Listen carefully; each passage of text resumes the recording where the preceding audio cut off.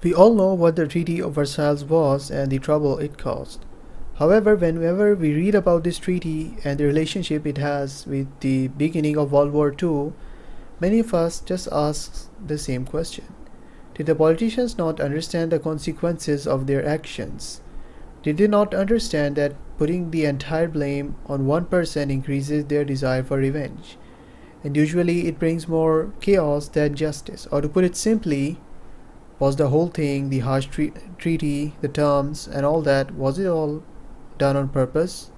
Was it staged or something? While the politicians knew the possible consequences, and yet they decided to carry on with it? So, to be frank, historians have always had mixed views regarding this topic ever since the treaty was drafted. In fact, some did not even believe that there was a relationship between the treaty and the rise of Hitler, which led to the Second World War. For example, British historian W. H. Dawson criticized the treaty. According to him, the whole treaty was a recipe that would cause the rise of extremist ideologies, which in turn would provoke conflict. However, a large number of historians also disagreed and believed that the treaty was in fact okay, but Hitler had used it for his own agenda by over-exaggerating its reality.